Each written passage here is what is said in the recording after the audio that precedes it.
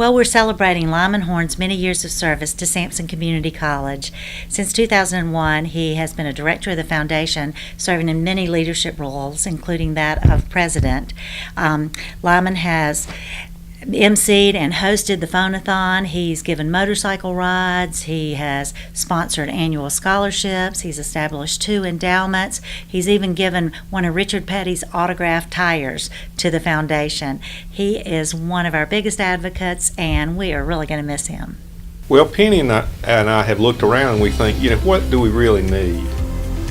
We know what we want, but what do we really need? And it's a good time to commemorate birthdays or anniversaries or things like that, dates that are important in your life, and you've really given to a cause a lot bigger than a neatly wrapped gift. And they'll live on way past us.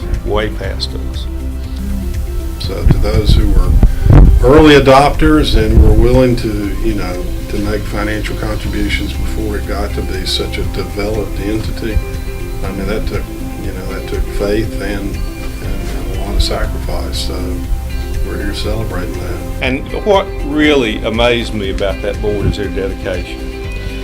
And I've told them in board meetings before that those people or those students that receive those scholarships may never know who we are. They never know who sat around this table and did this work, but they'll know that somebody cared about them, and that's what's important. So I don't regret one day of my service on the foundation board.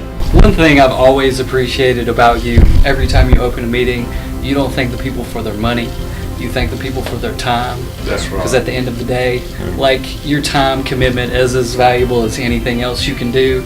I feel like you put in the time and you're paying it forward, and I think you just set an example, like you just said, make other people strive to be that. And I think it goes back to what the Lord told Abraham when he sent him out. What did the Lord tell Abraham? I'm going to paraphrase a little bit. He said, go and bless as you are blessed. And that's what he told Abraham to do. And I think it's our responsibility to go and bless our fellow man as we are blessed. And if we don't do that, I don't think we're doing the Lord's work. And I think that's one of my inspirations for doing it. It was plainly apparent to me from the start that you set the bar. I mean, not just for the foundation generally, but for me in particular. I mean, really. It got personal, really, because, you made me want to reach higher and stick around longer than maybe I would have otherwise. And in that sense, your impact has been multiplied.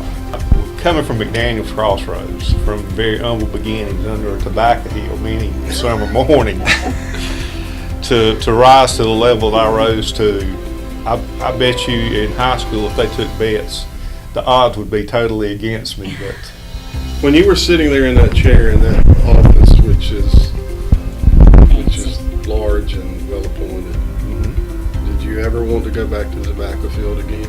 No. Absolutely not.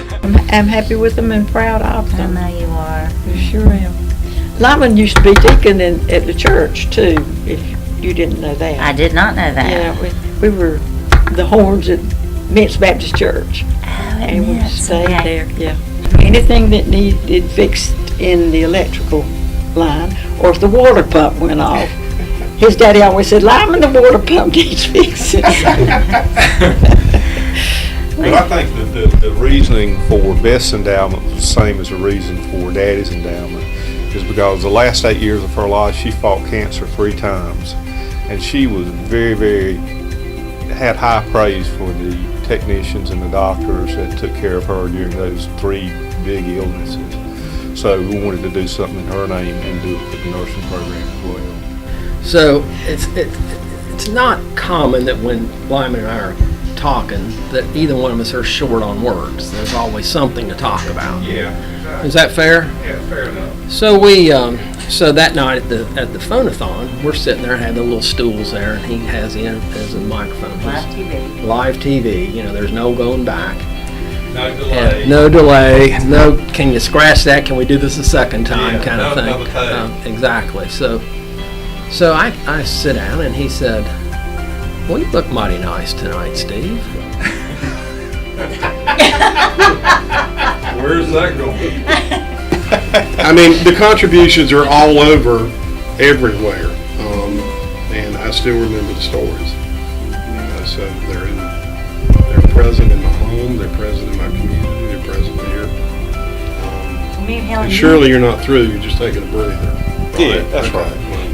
But all those contributions from way back, they allowed the project to build upon itself and get stronger, and the academic quality to improve. So, yeah, it doesn't happen immediately, it happens across time. Listen, they said there was this woman, she used to walk to work every day. And said she walked by this pet shop, and the pet shop owner had put a parrot out there in a cage out front of the pet shop. And so one morning she was walking to work, and the parrot said, "Hey lady," she looked over there, and the parrot said, "You're ugly." It made her mad, she took on her. Well, that afternoon, she came back by, and the parrot was still out there. He said, "Hey lady," she looked over, he said, "You're ugly." So she went in and talked to the pet shop owner, said, "That parrot talks ugly to me. So I want you to do something to make that parrot not talk ugly to me." He said, "I'll guarantee you that parrot will not talk ugly to you anymore." So next morning, she was going to work, and the parrot was out there, and he said, "Hey lady," she looked over there, he said, "You know."